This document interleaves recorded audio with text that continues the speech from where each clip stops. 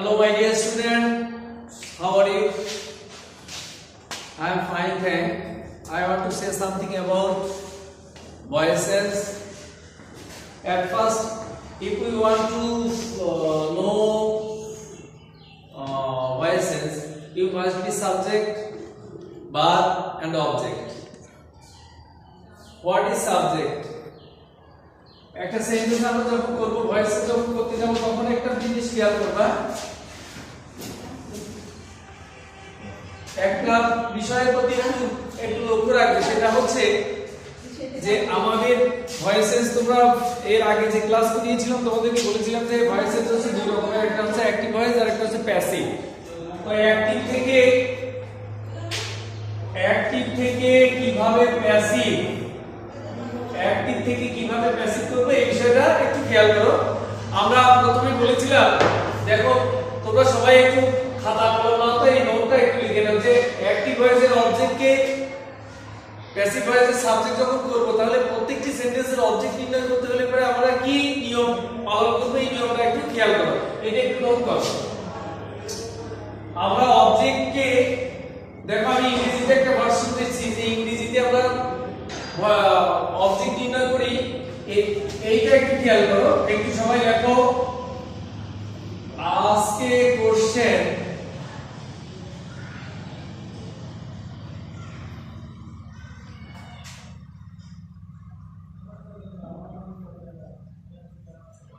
ask a question to the main verb by what or whom and get you any answer must be object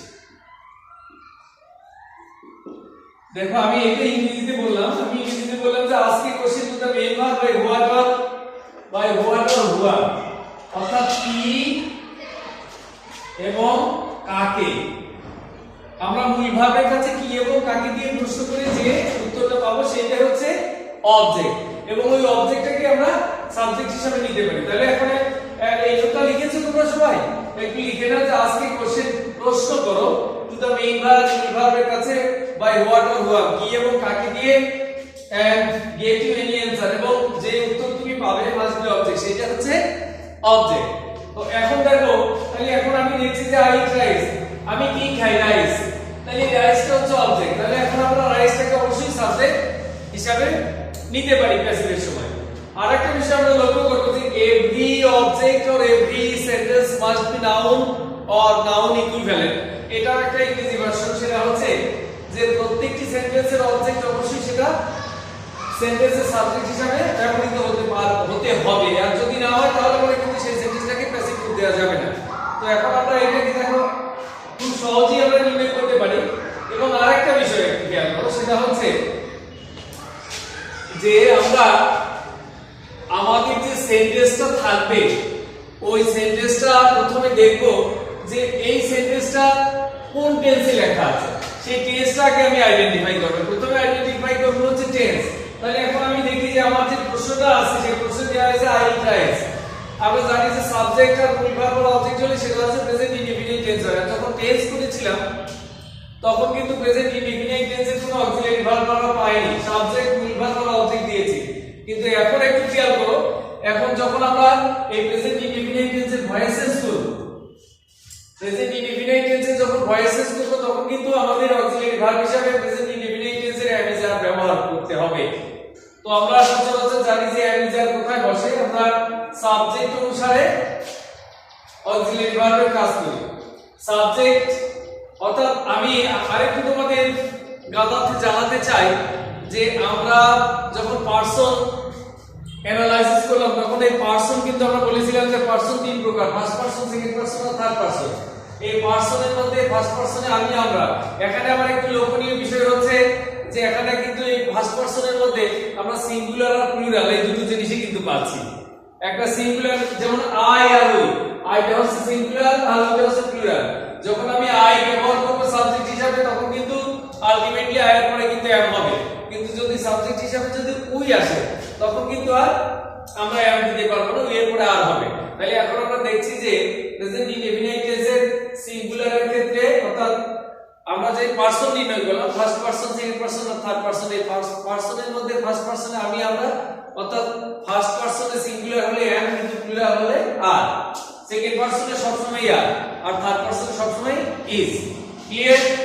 and now I see. এবার আমরা একটু লক্ষ্য করি যে আমরা পেয়েছি কিন্তু আমরা এই রাইসটাকে কিন্তু অবজেক্ট হিসেবে পেয়েছি, এখন আমি রাইসটাকে সাবজেক্ট হিসেবে নিয়ে নিই, রাইস। এবার রাইসের পরে একটু খেয়াল করো, আমি কিন্তু এই অ্যাক্টিভটাকে প্যাসিভ করছি, রাইস দিলাম, তারপরে টেন্স অনুসারে অক্সিলারি ভার্ব অর্থাৎ অবজেক্টের পরে অবজেক্ট অর্থাৎ অবজেক্টে যে সাবজেক্ট বানালাম, এই সাবজেক্ট যখন নিলাম তারপরে একটা অক্সিলারি ভার্ব নিতে হবে, সেটা টেন্স অনুসারে। তো আমি এটা প্রেজেন্ট ইনডেফিনিট টেন্স আগে বলেছি। এইবার আমি এখানে অক্সিলারি ভার্ব হিসেবে কি নিতে পারি? থার্ড পারসনে সব সময় ইজ হয়, তাই না? ইজ। তাহলে রাইস ইজ, এইবার যে মূল যে ভার্বটা থাকবে অর্থাৎ আমার অ্যাক্টিভ ভয়েসের যে মূল ভার্বটা থাকবে ওই ভার্বের 3 নাম্বার রূপ দিতে হবে, অর্থাৎ পাস্ট পার্টিসিপল ফর্ম। আমরা তোমাদেরকে সহজ উপায়ে চেনার জন্য যে ভার্বের 3টা রূপ আছে সেটা হচ্ছে ফার্স্ট পারসন, সরি আমাদের 3টি রূপ হচ্ছে, আমরা লিখি যে V1 V2 আর V3 লিখি, অর্থাৎ এইটা হচ্ছে প্রেজেন্ট ফর্ম, এটা পাস্ট ফর্ম আর এটা হচ্ছে পাস্ট পার্টিসিপল ফর্ম। তাহলে যখন আমরা অ্যাক্টিভকে প্যাসিভ করব তখন এই অবজেক্টকে সাবজেক্ট বানালাম, টেন্স অনুসারে অক্সিলারি ভার্ব দিলাম, তারপরে মূল ভার্বের পাস্ট পার্টিসিপল ফর্ম করতে হবে। তাহলে মূল ভার্বের পাস্ট পার্টিসিপল ফর্ম ইট, এর পাস্ট পার্টিসিপল ফর্ম হচ্ছে ইট, এট, ইটেন, এর বাই। এই সাবজেক্টের অবজেক্ট দিতে হবে। আর একটা বিষয় একটু খেয়াল করো সবাই, একটু দেখো এই সাবজেক্টের অবজেক্টটা কিভাবে দেব। আমাদের সাবজেক্টের অবজেক্টিভ ফর্ম আছে, যেমন আমি এখানে তোমাদেরকে লিখে দিই, এটা তোমরা নোটে লিখে নিতে পারো।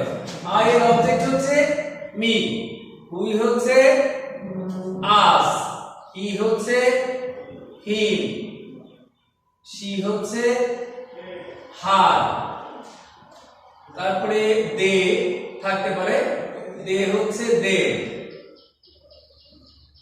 ইউ হচ্ছে ইউ, ইউ এর কোনো পরিবর্তন হবে না। আর তারপরে যদি ইট যদি থাকে তাহলে ইটটাকে ইটি হবে, তাই না? এরকম ভাবে আমাদের এই কয়টা আমরা খাতায় লিখে নিই। তো এখন কিন্তু আমি সহজেই লিখতে পারলাম যে আই এর অবজেক্টিভ, আই এর যে সাবজেক্টিভ ফর্ম যে থাকবে অর্থাৎ অ্যাক্টিভ হয় যে সাবজেক্টিভ ফর্ম থাকবে তার অবজেক্টিভ রূপ দিতে হয়। তাহলে আই এর অবজেক্টিভ রূপ এখানে আমি দিতে পারি কি? আই এর অবজেক্টিভ রূপ হচ্ছে মি। দেখো বুঝতে পারো নাকি সবাই? Anybody confused on these sentences?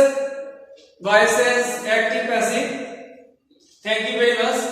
Next sentence আমরা আরেকটু খেয়াল করি, দেখো আমরা একটু সাবজেক্ট পরিবর্তন করি, এখানে লিখলাম হচ্ছে দে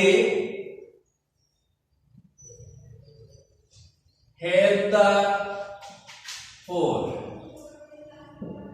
এটাকে প্যাসিভ করো, ইনস্ট্রাকশনে দেখাচ্ছে এটা প্যাসিভ। এবার আমরা এটাকে তোমরা অবশ্যই বাসায় গিয়ে এটা দেখবা। আমরা আজকের মতো এখানে শেষ করছি, তোমরা সবাই সুস্থ থাকো, ভালো থাকো, এই কামনায় শেষ করছি। সবাইকে ধন্যবাদ।